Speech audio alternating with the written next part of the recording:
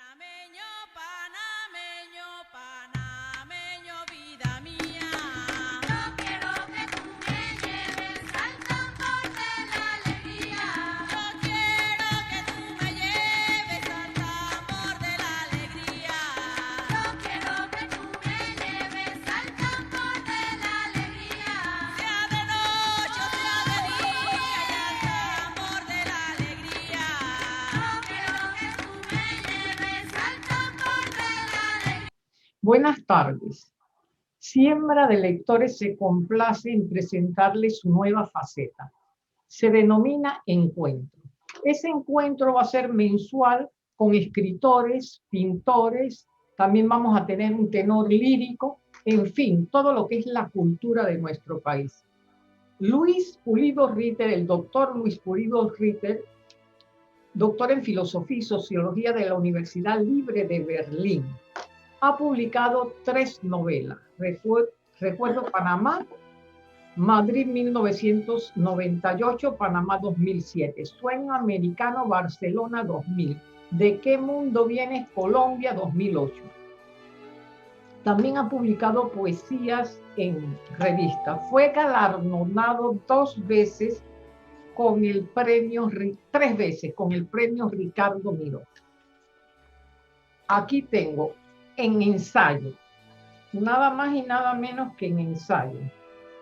Estoy apagando el celular. Galardonado con el premio Ensayo de la Filosofía de la Nación Romántica, Panamá 2007.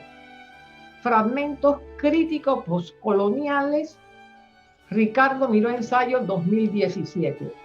Un viaje transatlántico, América, África, Europa, negatividades en la relación, en la crítica del eurocentrismo en la modernidad.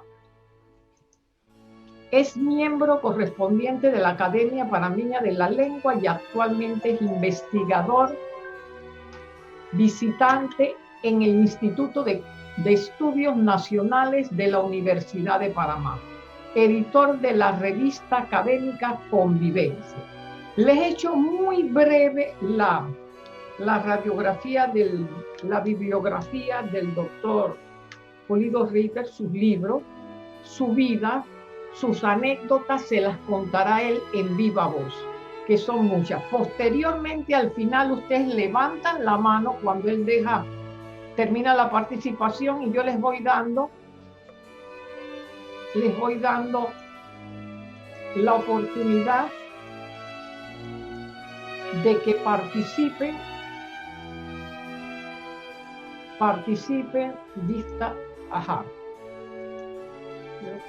vista completa, para que participen ustedes una vez que él termina su introducción. Doctor Luis Pulido Ritter. Luis, para los amigos, adelante.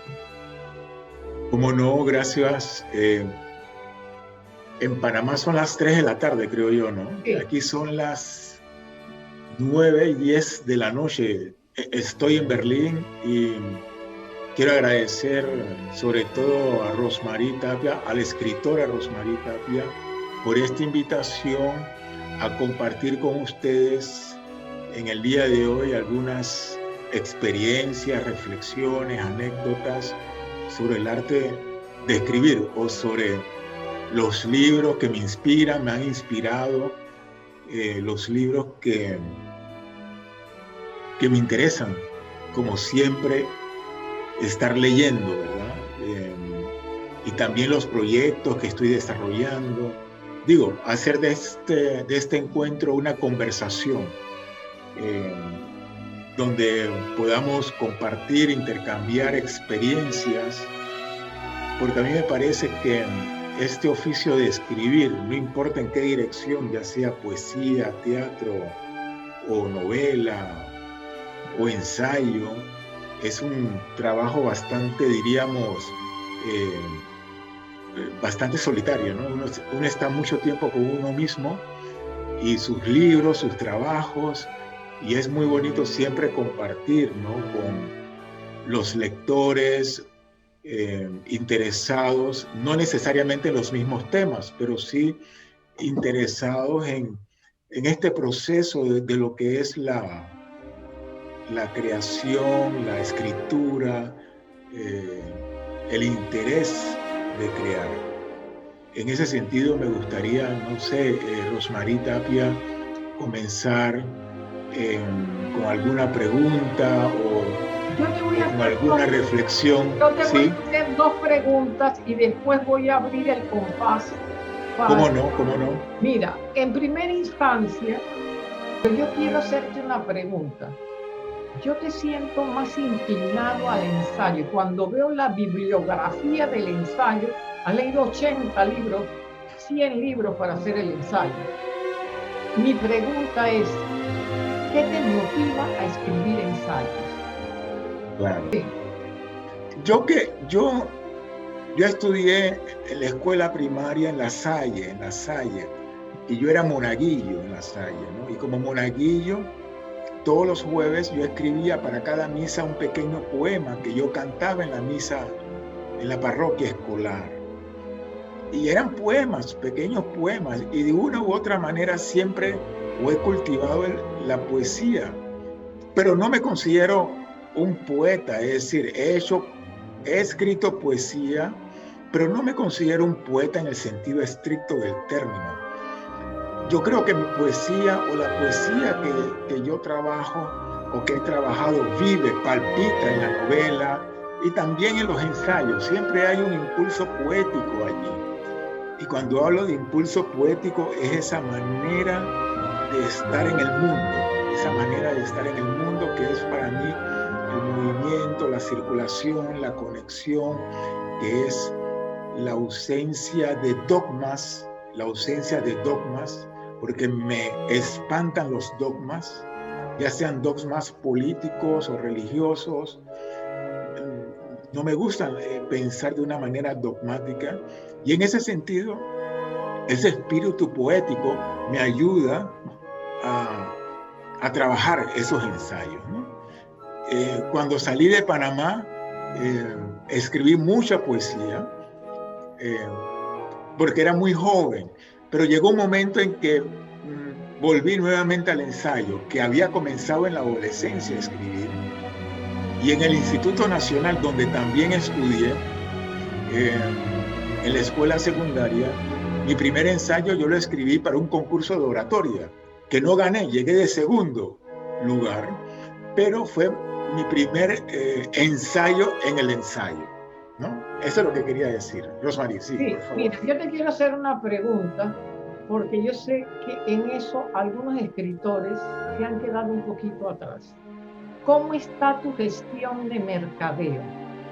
Porque te voy a poner el dedito ahí en el puntito, porque en ocasiones los buenos, excelentes escritores no se conocen ampliamente porque les falta ese toquecito.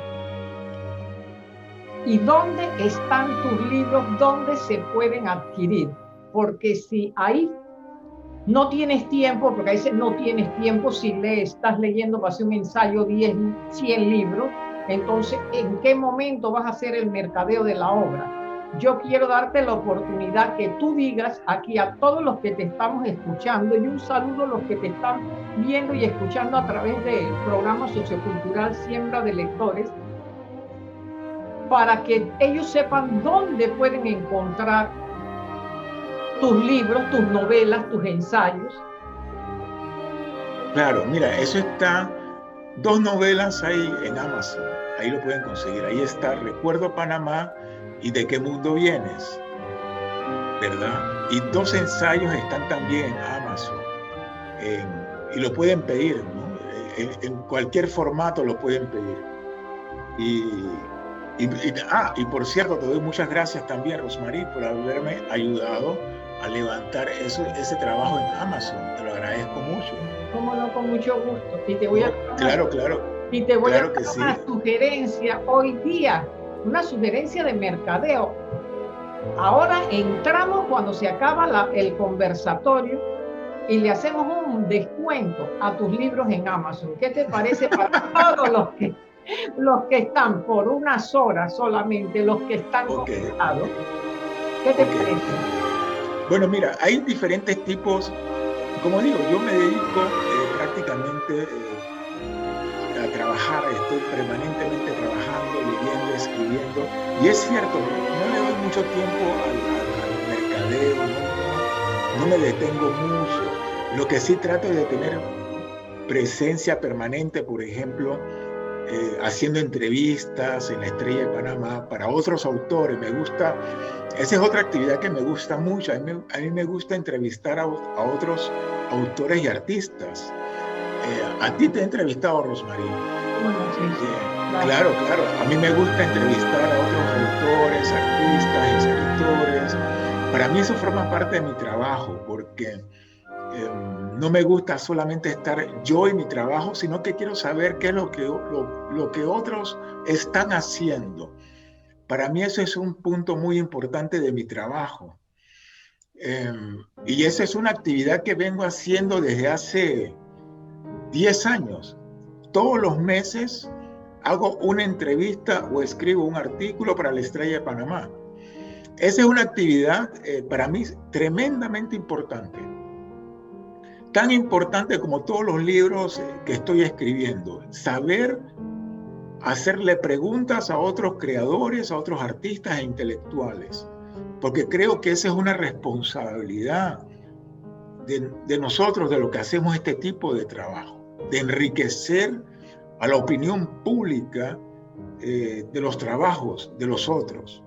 Y hacerlo de una manera honesta, profesional y con calidad. Yo les puedo asegurar a ustedes que no ha habido ninguna entrevista que yo haya hecho donde no me haya leído el trabajo o del autor o de la autora que voy a entrevistar. Yo, antes de hacer una entrevista de todos los autores que yo he hecho, que han sido múltiples, yo me he leído sus novelas, sus poemas, sus textos, me he detenido a estudiar su obra para hacerle 5 preguntas que para mí son fundamentales y que yo creo y merece conocer el público lector. Yo creo que ese es un punto muy importante de mi trabajo, diríamos de periodismo cultural, que he hecho desde hace ya mucho tiempo o que vengo haciendo desde hace mucho tiempo en la Estrella de Panamá. Aparte de eso, también he publicado entrevistas, artículos en la Jornada de México, incluso en El País, en España.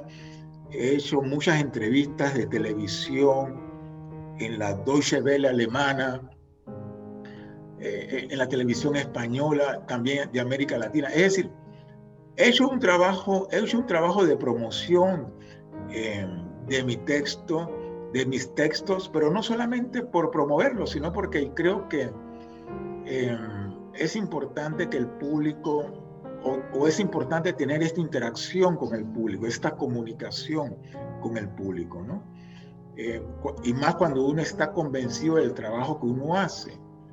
Y en ese sentido, sí creo, y lo vuelvo a reafirmar, que es importantísimo para mí también trabajar o hacer conocer también el trabajo de los otros, de trabajos que a mí me gustan, de otros escritores o intelectuales de Panamá o fuera de Panamá, o extranjeros. Para mí ese es un trabajo muy importante.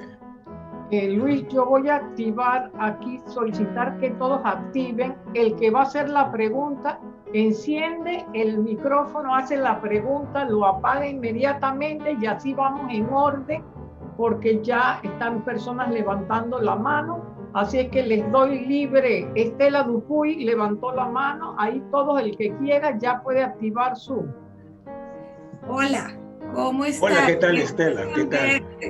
Yo quería saber, como dices, que haces 5 preguntas importantes a la persona que entrevistas.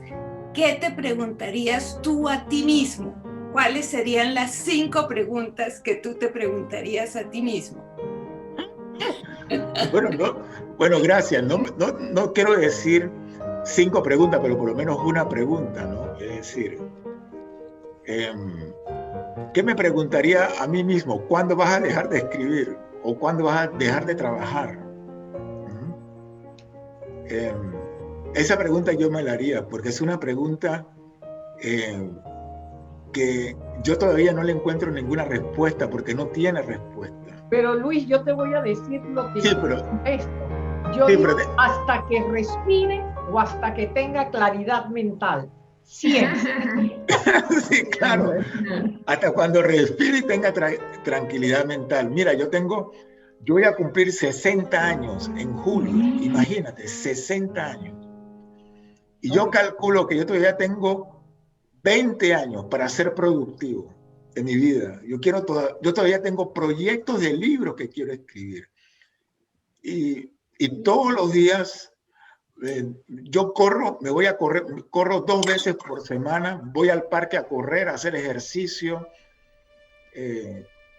Trato de mantenerme en forma, porque para mí escribir, estar sentado horas, eso requiere del cuerpo, ¿no? No solamente la cabeza, sino también el cuerpo. Uno necesita la ayuda del cuerpo, y ese cuerpo hay que quererlo, hay que cuidarlo, hay que mantener ese cuerpo. Y yo calculo que yo desearía tener 20 años todavía, productivos, mental y corporalmente, para hacer todo ese trabajo que todavía quiero hacer, que me queda por delante. Luis, antes de seguir con las otras preguntas, quiero participarte que hay muchos escritores. Está Estela Dupuy, Marisabel Salas, Aura Méndez de Canova, Yusbeli Arandía, Berta Luisa Chen. Voy a poner la galería porque es más fácil en galería. Me parece muy bien. Isolda de León, el doctor Julio Suárez, que es escritor, Laura Nieto, escritor, Yetmari es profesora promotora de la lectura, Magda Jurado también, unas personas cultas. Aquí también tenemos a Marlene Rosero, Herminia Peña, que escribe para niños. Mira, en fin, la mayoría. Tenemos aquí a Gina Barleta, promotora de la lectura, Isabel Méndez, que es maestra de ceremonia en todas mis presentaciones. Está entrando ahora mismo el escritor ganador 5 veces del Miró y envidiado por mucho, Ariel Barriga. El éxito te lleva a eso. Entonces, que no se me quede nadie aquí para ver. Cecilia Díaz también está aquí.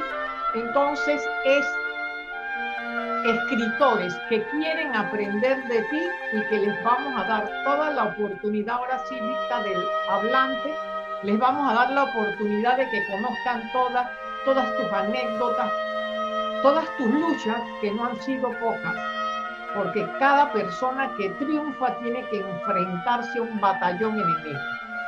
Claro.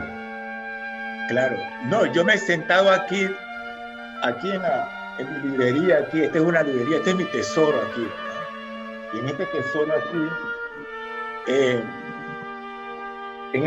aquí, yo lo tengo aquí dividido, ¿verdad? Por ejemplo,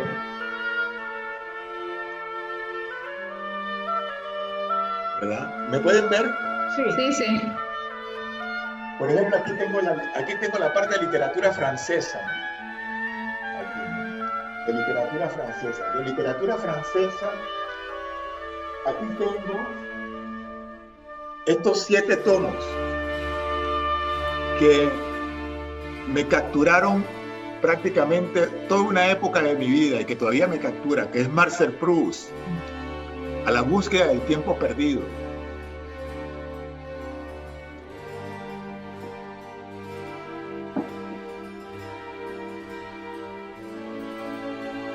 Aquí tengo literatura francesa, aquí abajo tengo literatura alemana, acá abajo todo lo que es literatura alemana, bueno, lo que yo considero los clásicos para mí. Aquí tengo literatura inglesa, aquí tengo literatura norteamericana, incluyendo México, y aquí arriba, literatura panameña y latinoamericana, ¿no? Y son libros que estoy permanentemente leyendo y consultando, no termino de consultar. Porque para mí leer forma parte fundamental de mi trabajo, es decir, y debo decir que nunca termino de leer los libros, jamás, ¿no? Luis, acaba de, la condesa Flor María acaba de entrar. Ah, sí, perfecto, perfecto. Mucho gusto. Bueno, pregunten, no hay problema. Buenos días. De Agua Dulce, un honor poder conversar con usted, mi querido Aura de Canova. Sí, Hola, Aura. Sí, ¿qué tal? Un honor. Sí, mi pregunta es sobre Sueño Americano. Es un título que siempre es poético en su prosa. Y ya que hablamos, pues, incluso poético y el título me parece tan lírico, Sueño Americano, cada lector tiene su opinión, ¿no? Como creador, pero me gustaría su visión en Sueño Americano, porque es una obra que siento que lo marca mucho a usted. La visión en su título, Sueño Americano. Claro. Claro. Como usted ve, ¿no? Es decir, nosotros sabemos que existe ese sueño americano clásico, pero diríamos vulgar, ¿no? El que se va a los Estados Unidos y que va de lavaplatos a millonario, ¿no? Existe esa idea del sueño americano, diríamos, normal, ¿no? Pero en la novela Sueño Americano es ese impulso poético, ¿no? Es el impulso poético del movimiento, de la conexión, de la inquietud, también de querer afirmarse en la vida, no de superarse en la vida, sino de afirmarse en la vida, de ser uno en la vida, ¿verdad? Lo que uno es, a lo que uno cree que está destinado. Y ese sueño americano es eso, ¿verdad? Personajes contradictorios, personajes que hacen una aventura de vida que solamente es una. Y esto lo digo, la palabra aventura, porque mi madre una vez me escribió una carta mientras ella estaba en Francia, que la vida es una aventura. Y esa frase siempre se me ha quedado en la cabeza, la vida es una aventura, ¿no? Y yo he tratado en Sueño Americano de una u otra manera transportar esa filosofía de la vida como aventura, pero no una aventura, diríamos, sin mayor fundamento, sino es la búsqueda, y esa búsqueda de la vida es esa aventura. Yo digo esto y me río porque prácticamente yo me la paso todo el día sentado leyendo y trabajando y estudiando. Y yo me digo, bueno, ¿y qué clase de aventura tienes tú ahora? ¿No? Y el asunto es que yo vivo esa aventura con los libros, con las lecturas. Yo vivo esa aventura con todos esos personajes y todas esas reflexiones que me llevan a través de pensamientos, de países y de realidades. Yo me acuerdo hace 30 años, antes de salir de Panamá, yo puse en mi cuarto un mapamundi, es decir, lo colgué. Y yo viajaba a través de ese mapamundi con los libros que yo conseguía. Porque si no viajo físicamente, lo hago mentalmente. Y eso es la aventura. Esa es la aventura, ¿no? De que la literatura y la vida para mí están perfectamente imbricadas. Para mí la literatura no refleja la vida. No, para mí la literatura es la vida. Voy a hablar con las palabras de un académico alemán que yo respeto mucho, Ockmaete, que es un romanista, donde él afirma que la literatura es la vida concentrada, ¿no? Y esa es una expresión que me gusta mucho, ¿no? Es decir, a mí me gustan mucho los libros de viajes y la literatura de viajes en especial. Y Sueño Americano está dentro de ese contexto, ¿no? Del sueño americano, de viajar, ¿no? El viaje. el viaje porque permite la conexión, el descubrimiento y el conocimiento además. De eso se trata Sueño Americano. Luis, le damos la bienvenida a la artista plástica Mirna Castillero. Ah, perfecto. Que es la autora de mi ícono pictórico, porque los escritores tenemos que pensar en grande y por qué no tener un ícono que nos represente. Claro. Entonces le damos la bienvenida. Hola, buenas. Bueno, Mucho gusto. Seguimos con las preguntas. Sí, buenas tardes. Mi nombre es María Isabel Salas. Un gusto, muchas felicidades por todos sus logros. Mi pregunta es un poco trillada, pero para mí que empecé a escribir hace poco es muy importante. Por lo menos cada vez que yo tengo un libro que cada vez que lo veo me emociona leerlo de nuevo. Lo he leído tantas veces desde que tenía como 14 años y nada, quisiera saber como cuál es ese libro que usted ve y puede leerlo 1000 veces más porque le gusta y le apasiona y le hace querer escribir un poco más cada día. Claro, no, mira, ese no es ninguna pregunta trillada. Esa es una pregunta muy buena. Es decir, hay libros que nos acompañan toda la vida, ¿no? Por ejemplo, para mí hay un libro que me acompaña toda la vida, que vive en mí permanentemente, todos los días, y que puedo leer una y otra vez, a pesar que no lo he leído desde aquella vez que lo leí por primera vez en la adolescencia, y es la Ilíada de Homero. Es la Ilíada de Homero, de Aquiles, ¿verdad? De los pies ligeros, Héctor, el de tremolente casco. Ese es un libro en la adolescencia que me impresionó y me impactó. Porque ese libro precisamente contaba eso, el combate, la lucha, contaba esa pasión de esos héroes griegos, ¿verdad? Por sus sueños o sus ideales o sus combates o sus problemas. Yo viví ese texto, la Ilíada de Homero.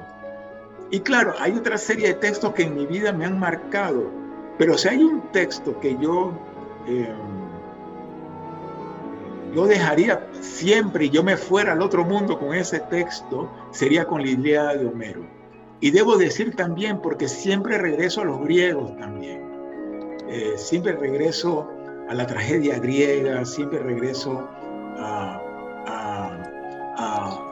Homero, siempre regreso a Sócrates, siempre regreso a Platón, siempre regreso a todos esos filósofos griegos, de una u otra manera.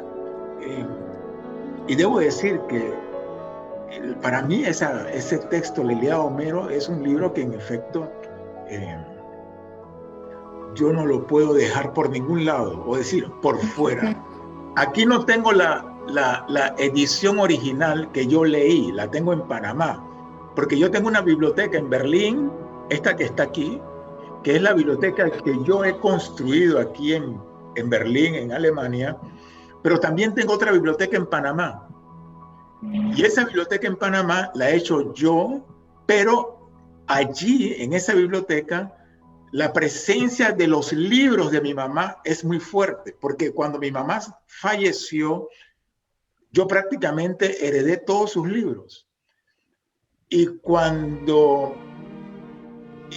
de todos esos libros está la colección Jackson. No sé si algunos de ustedes conocen esa colección, la colección Jackson, cuyos tomos son verdes. Son como 50 y pico de tomos, 60 y pico de tomos. ¿Quién la conoce? La colección Jackson. La he visto. Sí, claro. Y ahí en esa colección está la Ilíada. En esa colección yo leí a Cervantes. En esa colección yo leí a todos los clásicos prácticamente de la literatura. Ahí hay comentarios, los prólogos de Jorge Luis Borges, de algunos tomos. Es decir, esa colección Jackson realmente era, para mí, es el capital más cultural, más fuerte que tengo yo y que me ha perseguido y que tengo yo desde la adolescencia, y que tras el fallecimiento de mi madre yo lo tengo, ¿no? Es decir, con todos sus libros, ¿no? Que ella atesoró en el transcurso de, diríamos, 40, 50 años, ¿no? Porque acuérdense, en aquella generación los papás, las mamás compraban colecciones formaban parte del haber de la familia.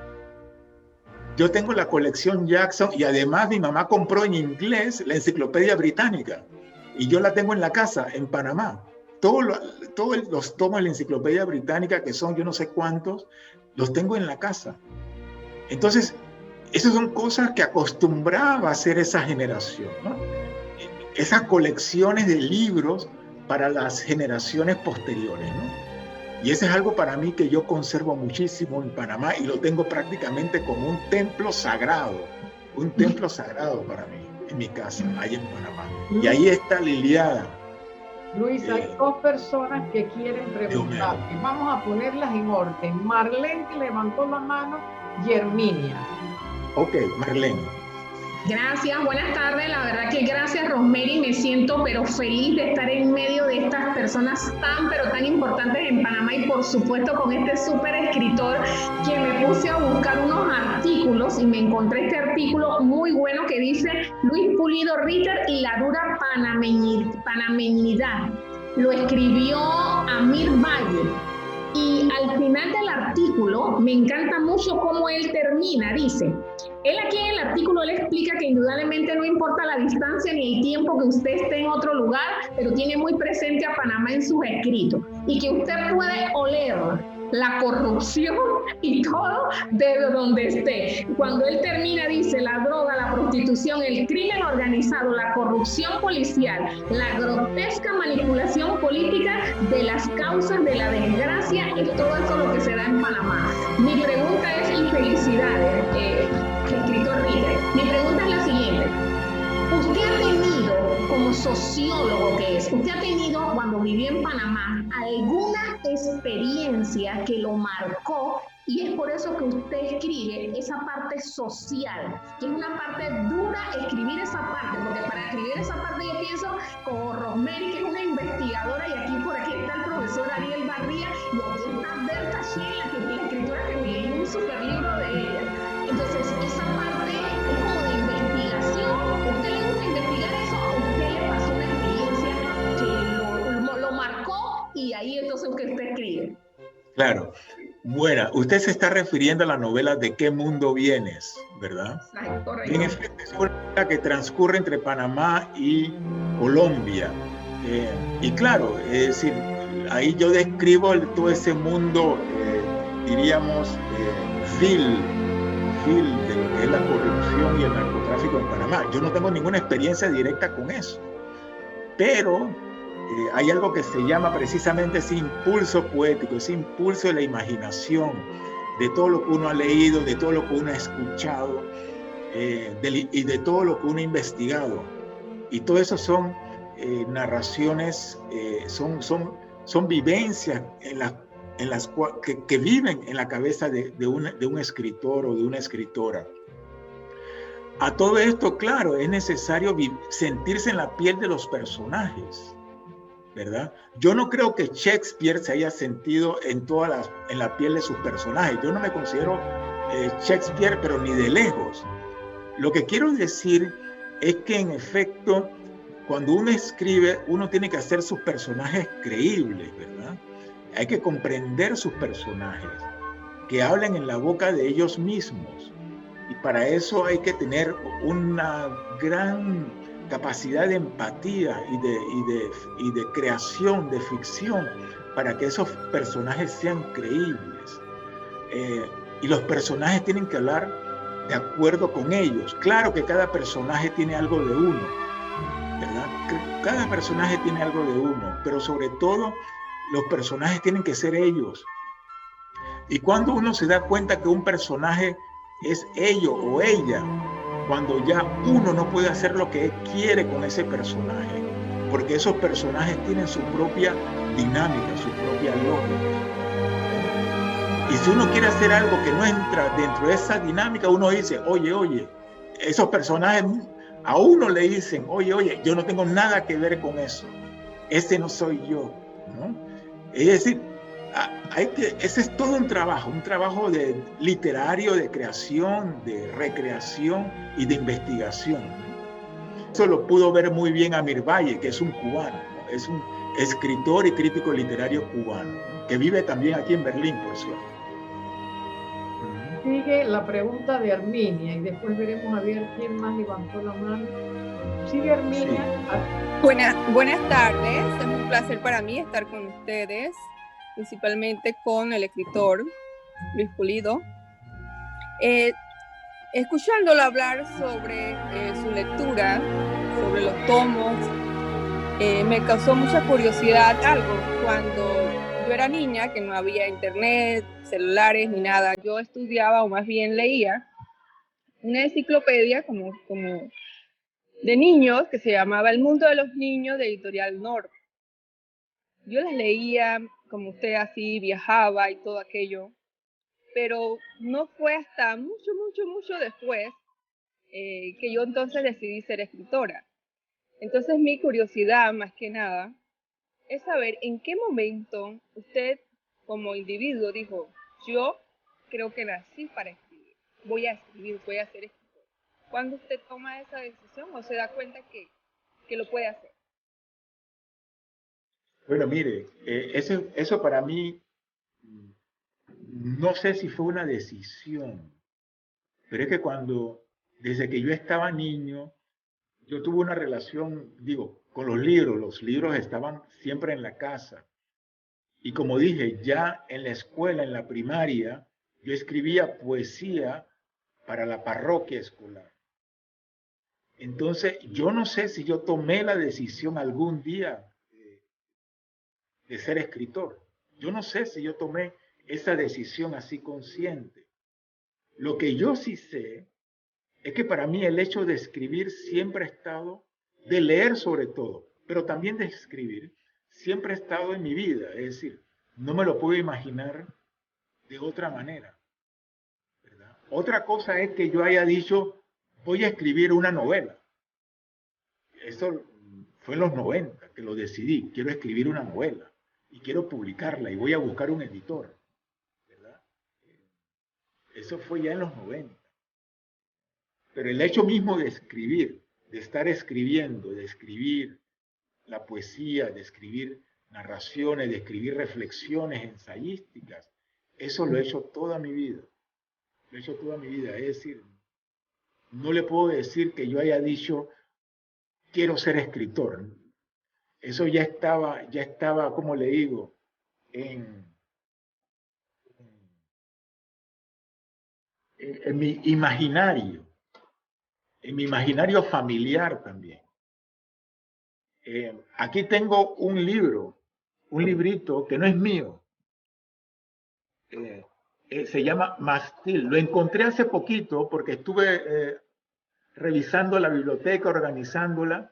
Y es un poemario, no sé si ustedes han escuchado hablar de él, de Eduardo Ritter Aislán. Eduardo Ritter Aislán fue un poeta panameño, filósofo y poeta panameño.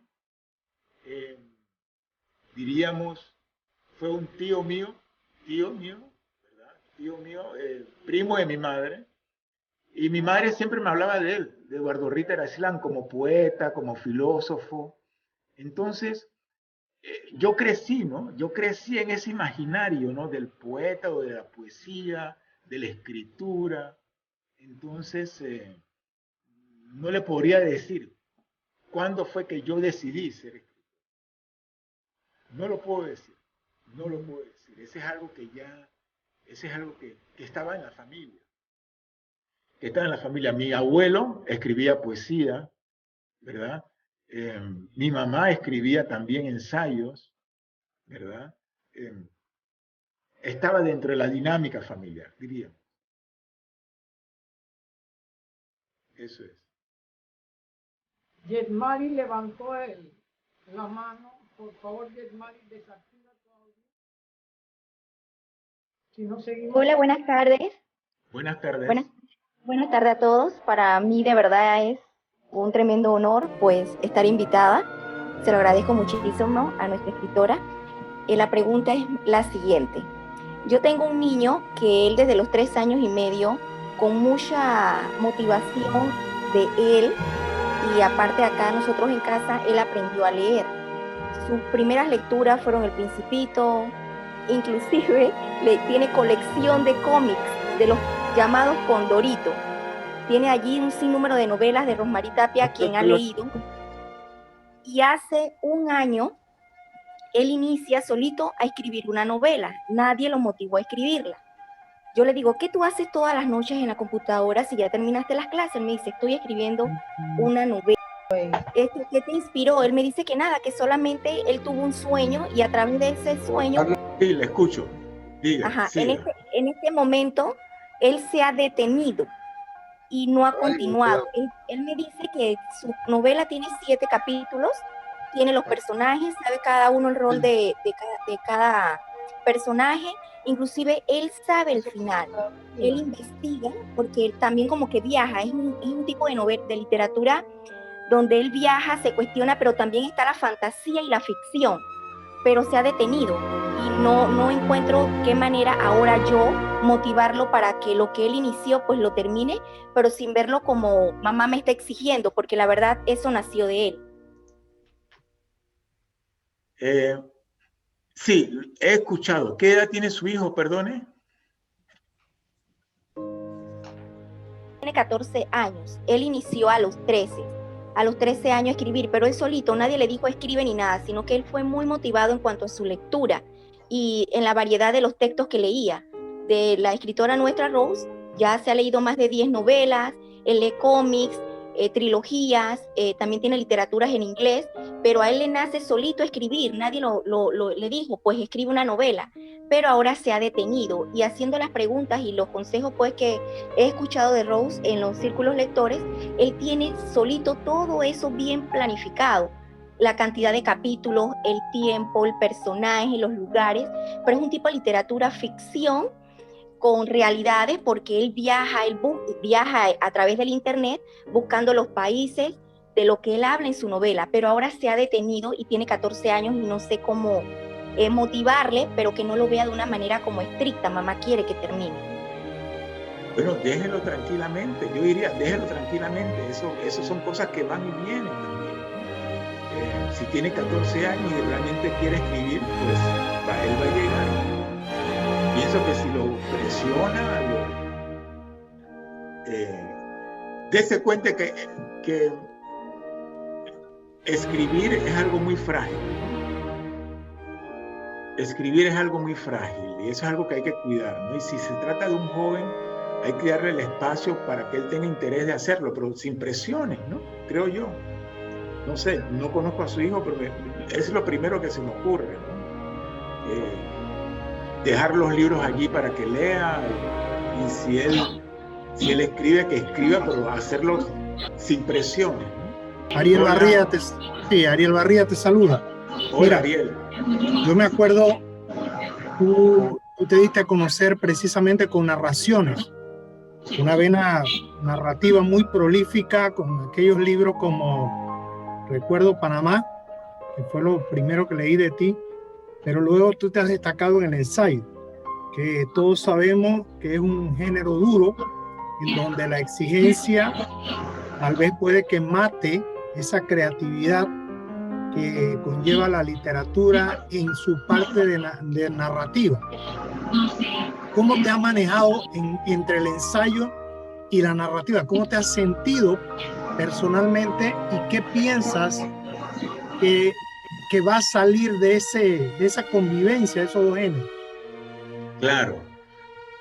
Ahora, ¿qué tal, Ariel? Mira,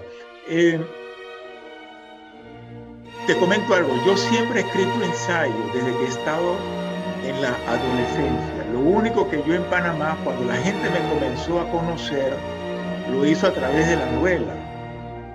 Pero ya yo venía con una larga trayectoria de estar escribiendo ensayos. Mi primer ensayo, como dije, lo escribí cuando tenía como 13, 14 años Y en la universidad yo publicaba ensayos en revistas de la universidad. Publiqué diversos ensayos de literatura, sobre arte, en varias revistas de la universidad, cuando era estudiante. Entonces yo me fui de Panamá y cuando... Y de pronto, no de pronto, la gente me comenzó a conocer, pero fue a través de la novela. Pero ya yo venía con una tradición ensayística de, diríamos, 10 años ya, de 10 años. Y la novela en mi vida apareció porque de una u otra manera tenía que aparecer, porque también tengo esa vena narrativa. Lo que sí te puedo decir es que para mí escribir un ensayo, como dije anteriormente, también requiere de imaginación literaria. Sobre todo cuando quiero escribir un ensayo que no sea académico. Un ensayo no académico requiere también la imaginación literaria con el lenguaje. No solamente la reflexión dura, sino también es ese trabajo literario con el lenguaje de cómo presentar el ensayo o el lenguaje. Porque mis ensayos con los que he ganado, por ejemplo, el Miro, he tratado temas duros de reflexión, pero los he tratado de tal manera de que puedan ser leídos, no solamente por académicos, sino por un público más amplio también. Y eso también requiere un ejercicio. Un ejercicio que, bueno, yo vengo practicando ese ejercicio, ese instrumento, yo lo vengo practicando desde hace muchos años. No sé cuándo yo volveré otra vez a la novela. El asunto es que yo tengo muchas novelas escritas no publicadas. En mi gaveta hay un par de novelas no publicadas, ¿verdad? Y que están, diríamos, en la fila, esperando su turno, su momento. Y mientras tanto sigo trabajando algunos ensayos, algunas preocupaciones ensayísticas que tengo en la actualidad. Y así vamos, ¿no? Así vamos. Lo que te quiero decir en conclusión es que para mí el ensayo no académico, diríamos el ensayo literario, tiene un fuerte componente de creación literaria también, en ese sentido. La próxima pregunta, activen su micrófono y hagan la pregunta. Rosemary. Sí, el doctor Párez. Gracias, Rosemary, y muchas gracias al profesor y al escritor Luis Pulido Reiter. No soy prácticamente escritor, soy un aficionado a escribir. Primero que todo, soy médico, pero ya retirado. Tengo 84 años y desde que me jubilé sentí los deseos de redactar mi vida. Ese fue mi primer libro, después escribí otros libros, tengo como 4 o 5 libros, todos relacionados con la historia. Dice un profesor de patología de Barcelona, José Letamendi, que el médico que solo sabe medicina ni medicina sabe. Y entonces nos exhorta a leer, a estudiar, a tratar de escribir. Eso fue lo que yo quise hacer. Y mi pregunta es la siguiente. Conocí personalmente a Amir Vale, quien vino aquí a Panamá a presentar el libro que la familia Espadafora mandó a hacer sobre Hugo Espadafora. Él también vive en Berlín y dentro de lo que yo leí sobre el novelista Luis Pulido Reiter, hay una entrevista que él le hizo precisamente y le menciona una pregunta dentro de las 6 o 7 preguntas que le realizó en esa entrevista. Dice, ser escritor siempre enfrenta retos que varía de un país a otro. Quiero preguntarle al entrevistado si ha tenido retos, qué tipo de retos o qué tipo de problemas, porque yo sí he tenido problemas serios en ciertos libros que he escrito. Bueno, ¿usted se refiere al reto de escribir o al reto de los libros? No, retos de problemas por lo que ha escrito. Retos de problemas por lo que he escrito, con algún estructura. Por algún comentario, por alguna afirmación, por alguna aseveración que hizo. Ah, bueno, mire, ese es muy divertido, es una pregunta que me gusta mucho también. Es decir, el primer problema que yo tuve con lo que yo escribí, con lo que publiqué así fuera del ensayo, fue con mi novela Recuerdo Panamá. Una tía se molestó conmigo y me quitó el habla incluso. Sí. Porque ella dice que yo no la pinté en esa novela como debería pintarlo. Y yo le dije, tía, ese personaje no es usted. No entiendo cómo alguien puede decir, ese personaje soy yo. No. Un personaje en una novela es la conjunción de varios personajes, ¿no? En algún momento quizás mi tía se sintió identificada con ese personaje que yo no la dibujé en toda su... No se trata de eso. Para mí Recuerdo Panamá, mucha gente dice, o cuando la leyó, esa es una biografía. No es ninguna biografía, es ficción que tiene elementos biográficos, ¿verdad? Y yo creo que eso es algo que hay que hacer comprender también, ¿no? Hay muchas novelas, muchos escritos que la gente cree que son biografías, pero no son biografías, son ficciones. Son ficciones con elementos biográficos de la vida de los escritores o del escritor o de quien la escribe, que es su manera de hacer el mundo, incluso, es su manera incluso de realizar el mundo. Y para mí eso fue un reto, hacer comprender que eso no era, Recuerdo Panamá, un texto biográfico de mi vida, no lo era de ninguna manera, pero sí hay elementos biográficos allí, eso sin duda. Y yo creo que dentro de mi proceso de la escritura, creo que para mí eso fue un reto, hacer comprender eso, y especialmente a mi familia. Por ejemplo, cuando mi papá leyó la novela y le dijo a mi mamá, oye, tu hijo te presenta a ti como una héroe y a mí como un bandido.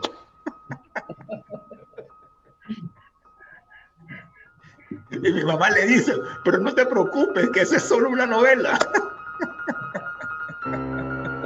Y es cierto, es decir, no es que sea una novela, no es que sea solo una novela, pero sí es ficción con elementos biográficos, claro que sí.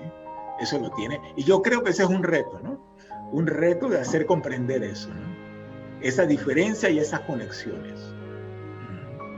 Muchas gracias, muy amable. La próxima pregunta. Pueden activar el micrófono y enseguida hacer la pregunta.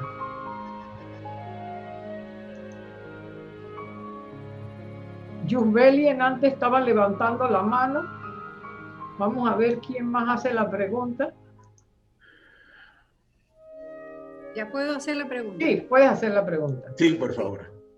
Bueno, para mí es un honor y un placer poder hacer esta entrevista con una persona que honestamente tengo taquicardia. Pienso que en todo el recorrido de las preguntas que te han hecho, todas tus anécdotas, hay demasiada afinidad entre los dos como escritores, para poner un título.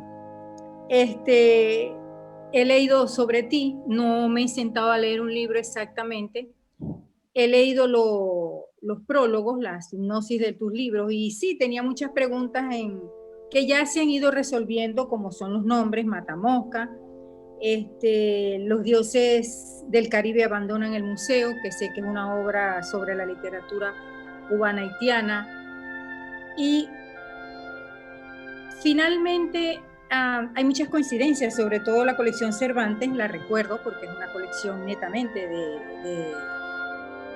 de literatura, Y era una norma en mi núcleo, en mi hogar, que mi padre nos ponía a leer. Nos enseñaba muchas cosas, pero también a leer. A mí me puso a leer El Anillo del Rey Salomón. Nunca lo leí hasta ya de adulta. Cuando lo terminé de leer, que se lo fui a explicar a mi papá, porque había que explicarse, me dijo, ya yo no me acuerdo cuál libro te mandé a leer. De todos modos, he hecho un recorrido de tu vida, de todo lo que se te ha preguntado, de todo lo que has comentado, de todas las entrevistas que te han hecho, te sigo, y sé que eres profesor de Sociología y Ciencias Culturales de Historia Intelectuales Latinoamericanas. Cuando uno viaja por muchos lugares, cuando uno es este tipo de artista, es escritor, es un soñador,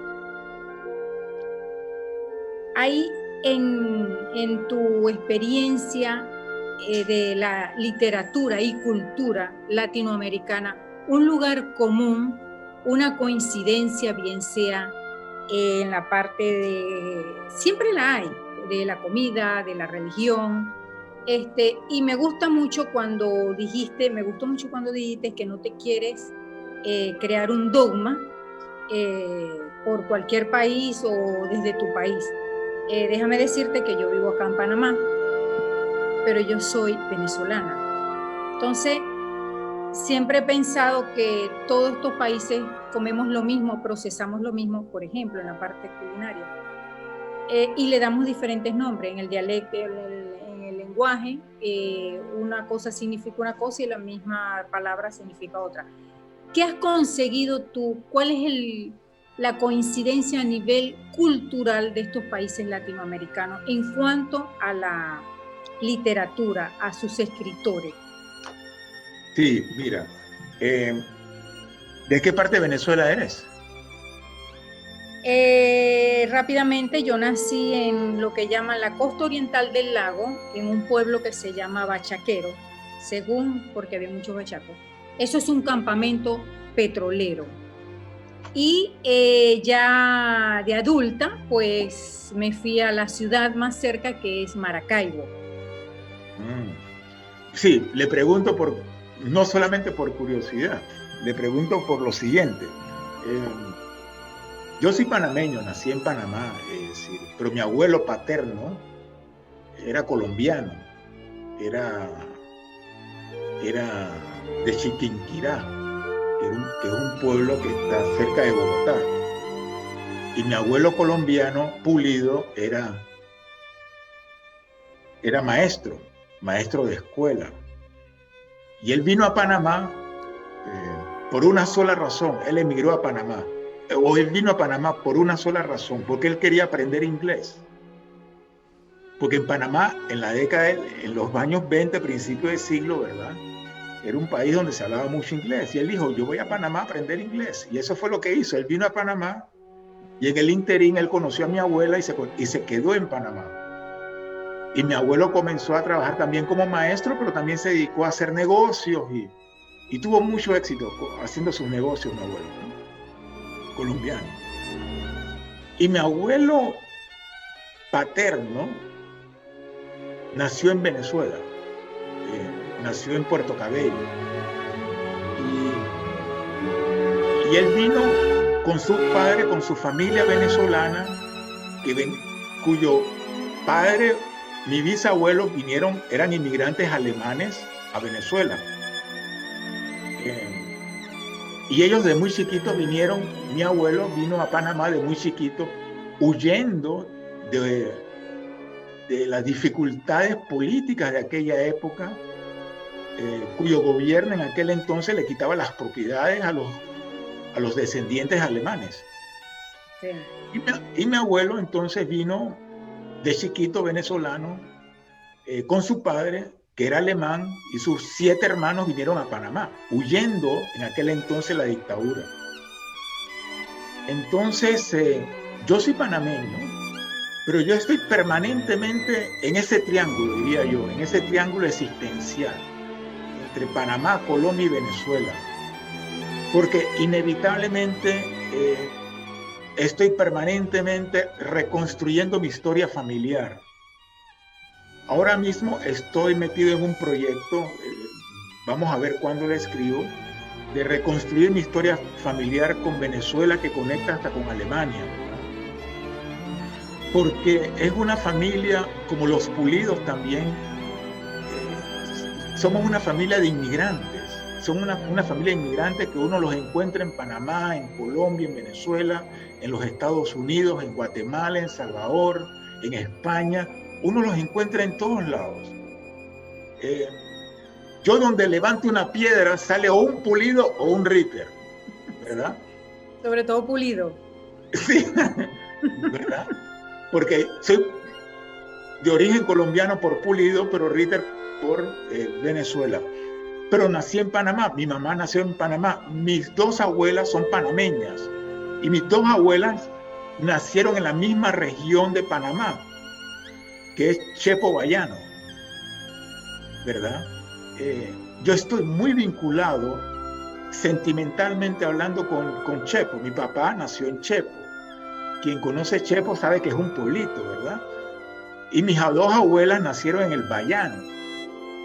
Emocional, por vivencias y por emociones, mi interior, y es interesante decir esto, mi interior es el Chepo, es el Bayano, es el río, el Mamuní. Y yo nunca estaba tan claro en eso hasta cuando un día una tía mía me dijo, es que nosotros somos de río. Y en efecto, yo me quedé pensando, nosotros somos de río. Y es que todos mis recuerdos de infancia no están tanto unidos a la playa, sino al río. Y a mí me llamó mucho la atención que cuando yo era un niño, acuérdense que los indígenas del Bayano, yo los veía en sus cayucos. Y entonces, a medida que uno va creciendo, uno va estableciendo todas estas conexiones de espacios. Y la familia, por ser una familia de inmigrantes que se han movido por todas partes, me obliga necesariamente a conectarme a Panamá con Colombia, Panamá con Venezuela, por ejemplo. Yo en marzo estuve hace poco en Venezuela y yo estoy permanentemente en contacto con mi familia venezolana, que tengo una tía hermana de mi mamá que es venezolana. Y a mí me da mucha tristeza todo lo que se dijo sobre los venezolanos hace 2 años, 3 años en Panamá. A mí me da mucho dolor esto, ¿no? Es decir, como panameño a mí me da mucho dolor. Es decir, no como venezolano, porque venezolano no soy panameño. Y precisamente por ser panameño, me da mucho dolor esto, ¿no? Que nosotros los panameños hablemos así de nuestros hermanos venezolanos, colombianos, que tengamos una diputada como Zulay Rodríguez, que cada vez que puede habla mal de los venezolanos. No importa por qué razón. Y eso es algo que a mí me da mucha tristeza, sinceramente, por estos 3 países. Y soy panameño, y me considero panameño de pura cepa, se los digo. Y veo, claro, muchas similitudes con otros países de América Latina, ¿no? Y especialmente con Colombia y Venezuela, que son los países que más cerca tengo. Debo hacer una corrección. Yo estoy en Berlín ahora mismo, pero yo estoy trabajando para la Universidad de Panamá.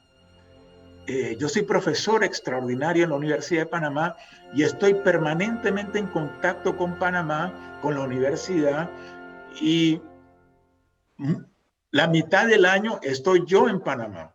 Es decir, mi vida transcurre entre Panamá y Berlín. Pero volviendo a su pregunta, justamente, yo mismo en Berlín soy un inmigrante, porque vengo de afuera. Pero también en Panamá me he convertido en un inmigrante también. ¿En qué sentido? Que he vivido 30 años fuera de Panamá, entre un ir y venir. Y el Panamá que yo dejé hace 30 años atrás no es el mismo Panamá de hoy. Entonces, cada vez que yo voy a Panamá, tengo que reactualizarme, tengo que hacer una actualización de la aplicación, porque el país ha cambiado. el país también ha cambiado. Y yo también he cambiado, ¿no? Es decir, que es un permanente ir y venir, es una permanente actualización de Panamá como país. Y yo creo que una de las grandes ventajas que me ha permitido vivir también en tantos países, porque no solamente he vivido en Alemania, he vivido en otros países, una de las grandes ventajas de haber nacido en Panamá es que cuando yo salí de Panamá, yo sentía que yo estaba bien preparado para la vida, para sobrevivir en cualquier país. Porque yo estaba acostumbrado a tratar con gente de diferentes orígenes, de diferentes destinos, de diferentes lenguas. Y eso me ayudó a mí a tener una gran capacidad para adaptarme a situaciones que no eran las mías. Como ustedes deben saber, cuando uno es extranjero, uno se adapta al país que uno va a vivir, ¿no? Eso es así, es decir, eso es así. Uno se adapta al país, a las normas, a las reglas. Uno trata de comprender al nacional, porque uno va a vivir allí. Y haber salido de Panamá, eso me ayudó, esa dinámica me ayudó a poder adaptarme a diversos países donde he vivido en el transcurso de 30 a 35 años. La mayoría de esos años en Panamá, pero siempre comprendí que yo tenía que tener una relación con Panamá. Yo no podía alejarme de Panamá. Yo no quería que me ocurriera como a muchos que se alejan de su país de origen. Y sus hijos no hablan pero ni el español. Mis hijos que son de Berlín, los dos son bilingües, perfectamente bilingües. Yo les hablo todo el tiempo en español, siempre les he hablado en español. Y son alemanes, hablan alemán, pero también hablan perfectamente el español y son bilingües. Y yo los he llevado, me he esforzado para llevarlos siempre a Panamá. Es decir, esa conexión con el que se estaba escuchando por mi propia historia familiar. Sí, se estaba escuchando un ruido. Sí, y ¿no? Cuando uno vive en lugares donde a mí me tocó vivir con holandeses, ingleses, de diferentes, entonces ya al salir a los diferentes países que he visitado, he tratado de adaptarme. Jamás pensé en venir a vivir a Panamá y aquí conseguí dos grandes hermanas, personas demasiado especiales en mi vida, que ha sido Rosemary y Aura Méndez de Canova. Y creo que coincidimos en muchas cosas, Luis, y quiero darle la palabra a otras personas. Creo que quizás más adelante podamos seguir conversando toda esta serie de incidentes, de coincidencias, pero uno de mis profesores era de apellido Pulido. Fue un placer, muchísimas gracias. Cómo no, gracias, muy amable. Yo creo que tenemos espacio, llevamos hora y 21 minutos, pero comenzamos como 5 minutos tarde. Tenemos espacio como para 2 preguntas más, a menos que Luis quiera seguir bateando. No, 2 preguntas más está bien, díganme. Por favor, quien quiera hacer la pregunta, que active el micrófono y de una vez seguimos. Buenas tardes, muchas gracias, Mary, por la oportunidad de poder escuchar todas las vivencias y las experiencias y los conocimientos de Luis. Mi pregunta es que si alguna vez has sentido la necesidad de volver a escribir algo que has escrito, digamos, un tiempo atrás, unos años atrás, digamos que hayas quedado por las experiencias de los años o los conocimientos insatisfecho, puedes decir, bueno, creo que puedo mejorar esto, puedo cambiar mi punto de vista, quisiera volver a escribir sobre el tema. ¿Te refieres a un trabajo publicado ya o por publicarse? Un trabajo publicado que después consideras que tienes otro punto de vista que puede enriquecerlo más. Yo comprendo perfectamente bien lo que tú me dices, pero mi filosofía es la siguiente, mira. Cuando yo escribo un libro es como tener un hijo o una hija. Y cuando sale publicado ya, salió publicado, ya deja de ser, ya no me pertenece, le pertenece al mundo. le pertenece al mundo. Es más, yo ni me preocupo por decirle a la gente qué debe pensar del libro. Es la gente es el libro que se defiende solo. Como decía Jorge Luis Borges, los libros se defienden solo por la vida, ¿verdad? Y así es la vida. Yo me he defendido solo, es decir, no me he defendido solo, pero yo me he defendido, ¿no? En la vida. Yo no he llamado ni a mi mamá ni a mi papá para que me defiendan. Y así es la literatura, así son los libros, ¿no? Es decir, y cuando yo los escribo, ya no me pertenecen, le pertenecen a la vida, al mundo, y que se defiendan. Y me olvido de ellos. El orden para terminar, Isabelita y Flor María, porque sí levantaron la mano, así que vamos a permitir una pregunta más. Sí. Isabelita o Flor María, activen para que puedan hacer la pregunta o el saludo. ¿Me escuchan? Sí, perfecto. Sí, claro. Hola, Flor, ¿qué tal? Hola Luis, encantada de... Bueno, nosotros estamos cerca. Solo tengo una pregunta cortita y es por curiosidad. ¿Tú escribes de día o de noche? Claro, yo escribo en las tardes, Yo escribo como a partir de la 1 de la tarde, de 1 a 5 de la tarde, por allí, escribo yo. Ese es mi momento para escribir. Ok, muchas gracias, porque la mayoría siempre me dicen en la noche, como Aura. Yo en la noche no escribo, yo en la noche me dedico a tomarme un vasito de vino, a descansar, a pensar, a leer. Bueno, te mando un beso desde Francia. Igualmente, gracias, Flor, un beso. Isabelita iba a hacer una pregunta, que active el micrófono, Isabelita.